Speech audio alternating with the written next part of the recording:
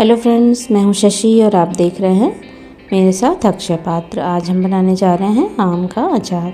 तो आम का अचार बनाने के लिए हमें बहुत ही अच्छी क्वालिटी का आम चाहिए। अचार वाले आम आते हैं जो खट्टे और थोड़े से अच्छे, उसमें जिसमें पल्प ज़्यादा हो, गूदा ज़्यादा हो और जो कि बिल्कुल अच्छे फर्म हो, मतलब बिल्कुल टाइट आम हो, वैसे आम हमें चाहिए है। उससे ये 2.5 किलो आम मैंने लिया है और इसे मैं बाहर से ही कटवा कर ले आई हूँ। और अब मैं इसकी सफाई करूँगी। ये जो छिलके जैसा होता है वो सारा एक एक उसमें से निकाल दूँगी। और इसके बाद जो इसमें जहाँ से ये तने से जुड़ा हुआ होता है वो हिस्सा भी हमें काट करके निकाल देना है। तो पहले हम सारे छिलकों को निकाल देंगे और फिर इस तरीके से ये जहाँ से वो तने से जुड़ा होता है ना, वहाँ वो हिस्सा सारा देख देख करके निकाल देंगे।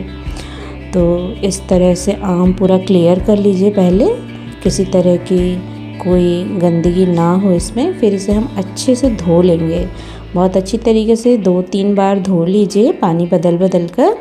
और धोने के बाद हम इसे थोड़ा देर धूप में रखेंगे, आधा घंटा के लगभग। यदि आपके पास धूप ना आती हो तो इसे आप पंखे की हवा में करीब 1 से 1.5 घंटे आप रख सकते हैं, जब तक इसका पानी ना सूख जाए। तो जब अच्छे से इसका पानी सूख जाएगा फ्रेंड्स, तब हम इसका अचार बनाएंगे। यहाँ पर देखिए मैंने इसे धूप में डाल दिया है। ये मेरे यहाँ अच्छी धूप आती है मेरे छत पर, तो वहाँ मैंने डाल दिया है।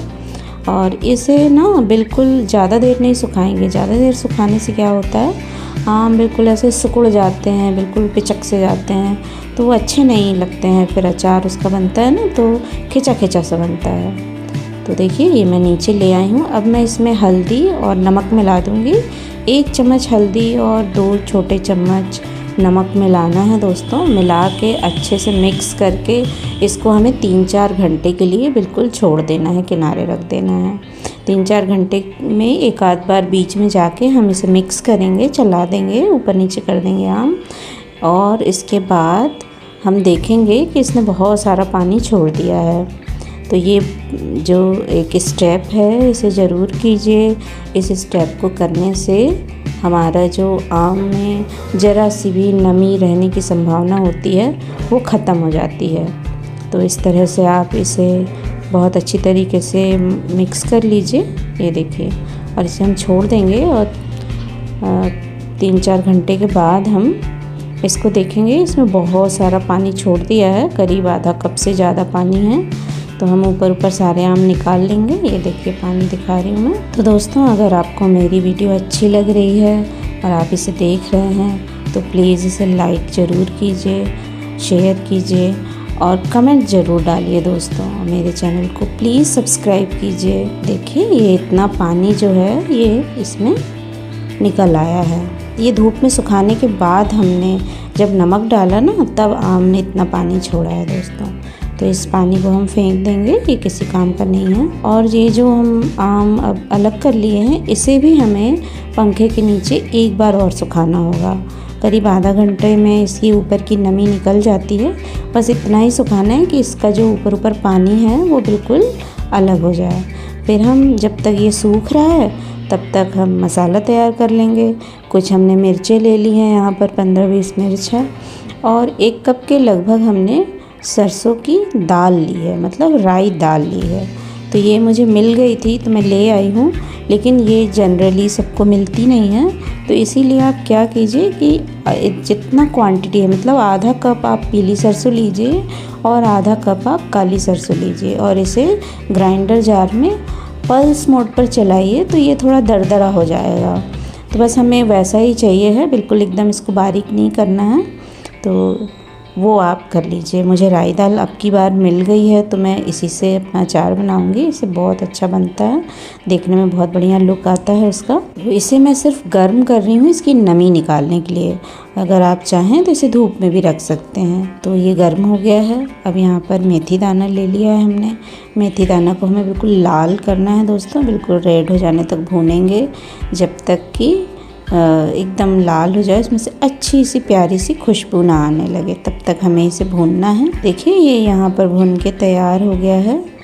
और अब हम यहाँ पर अजवाइन ले लेंगे। देखिए अजवाइन जो है उसे भी हमें सिर्फ गर्म करना है, उसको सेंकना नहीं है, उसको भुनना नहीं है कि उसकी जो खुशबू है वो आने लगे, नहीं, सिर्फ गर्म करना है, इसकी नमी निकालना है बस। 1 मिनट से भी कम समय में ये हो जाएगा।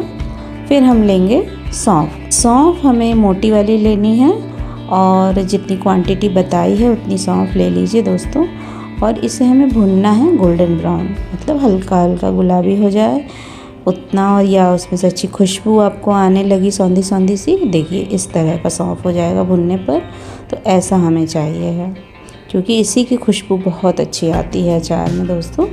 और यहाँ पर हम ले रहे हैं कलौंजी, मंगरेल जिसे कहते हैं। कुछ लोग इसे प्याज के बीज भी समझ लेते हैं, बट ये प्याज के बीज नहीं है दोस्तों, ये कलौंजी है। इसका एक अलग पौधा होता है, उसमें ब्लू कलर के फ्लावर्स आते हैं और उसी में पॉड बनता है और उसी में ये कलौंजी फलती है। ये देखिए कलौंजी को भी हमें सिर्फ गर्म करना है, भुनना नहीं था, तो वो भी हो गया है। अब हम क्या करेंगे, जो थोड़ी सी राई हमने भुनी थी, गर्म की थी ना, उसी में से थोड़ा सा हिस्सा मिक्सर जार में ले लेंगे, आधा कप के लगभग। और हम जो सौंफ है वो आधी ले लेंगे, आधी रख देंगे। और मेथी हमें सारी ले लेनी है मिक्सर जार में, और मिर्चें भी। इसे हमें बिल्कुल फ़ाइन पीसना है, एकदम पाउडर बनाना है। तो इन सब चीज़ों का जब तक हम पाउडर बना रहे हैं तो तब तक हम क्या करेंगे, एक तड़का पैन लेंगे या कढ़ाई भी ले सकते हैं, और उसमें कम से कम 250 ml तेल सरसों का बाज़ार से ख़रीदा हुआ कच्ची घानी तेल लीजिए, क्योंकि उसकी जो धांस होती है ना वो अचार में बहुत अच्छी आती है, बहुत बढ़िया टेस्ट करती है। तो उसे आप गर्म होने रख दीजिए। जैसे ही उसमें हल्का हल्का धुआं आने लगेगा बस आप उसे बंद कर दीजिए, फिर उसे ठंडा होने दीजिए। अब यहाँ पर हम अपने आम एक बड़े बोल में निकाल लिए हैं, बड़े से बर्तन में परात जैसे, और उसमें हम सारे मसाले मिला रहे हैं। हमने बचा के जो राई दाल रखी थी वो डाल दी। यहाँ मुझे कलौंजी थोड़ी ज़्यादा लग रही थी तो मैंने उसमें कलौंजी थोड़ी कम कर दी है और अजवाइन पूरी डाल दी है। बचा हुआ सौंफ भी डाल देंगे, 1 चम्मच हल्दी डालेंगे क्योंकि पहले भी हमने हल्दी डाली थी। और नमक का रेशो ऐसा है दोस्तों कि नमक आप 6-7 चम्मच 2.5 किलो में डालिए, क्योंकि हमने पहले भी उसमें नमक डाल करके और उसको थोड़ी देर के लिए रखा था। तो यहाँ आप 6-7 चम्मच नमक डाल सकते हैं, पर मैं केवल 4 चम्मच डाल रही हूँ क्योंकि मुझे इसमें रेडीमेड मसाला डालना है और इसमें ऑलरेडी नमक होता है इसलिए।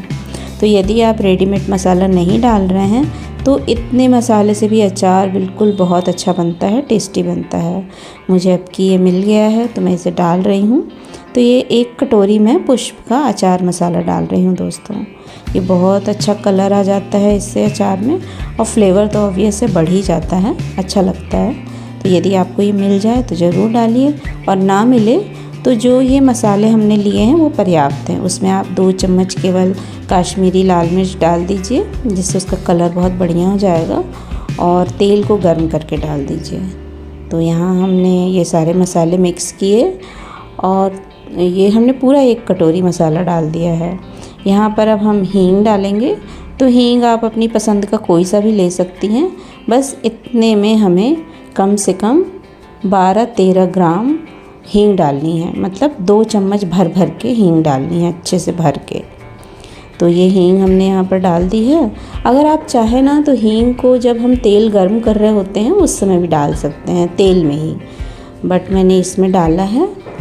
और अब हम क्या करेंगे, थोड़ा सा सरसों का तेल जो गर्म करके हमने ठंडा कर लिया था उसे हम इसमें मिक्स करते जाएंगे, थोड़ा तेल डालते जाएंगे और उसे बिल्कुल अच्छे से मिक्स करते जाएंगे। इससे क्या होगा, मसाला हर आम के ऊपर बढ़िया से कोट हो जाएगा, चिपक जाएगा।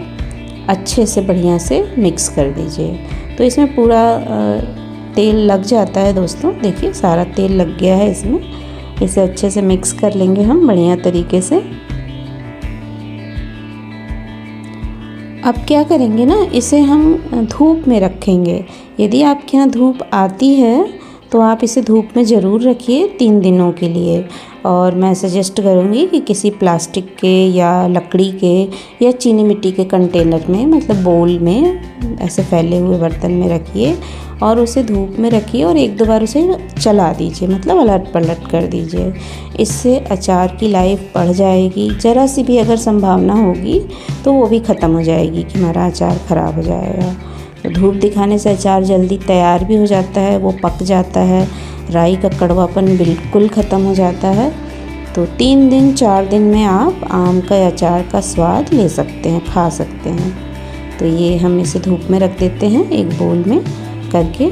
फिर मैं आपको दिखाती हूँ। देखिए ये 3 दिन तक मैंने रखा है। 3 दिन के बाद मैं ये इसे दिखा रही हूँ आपको। देखिए अब जब मैं इसमें तेल डाल दूँगी ना, तो ये सारा अचार जो है मेरा, देखिए गल गया है मेरा अचार। कितना सारा था और इसकी क्वांटिटी अब कम दिख रही है। ये वही सेम अचार है दोस्तों, बिल्कुल ट्रिक नहीं है इसमें। बस हमने क्या किया है कि इसे 3 दिन धूप में रखा है।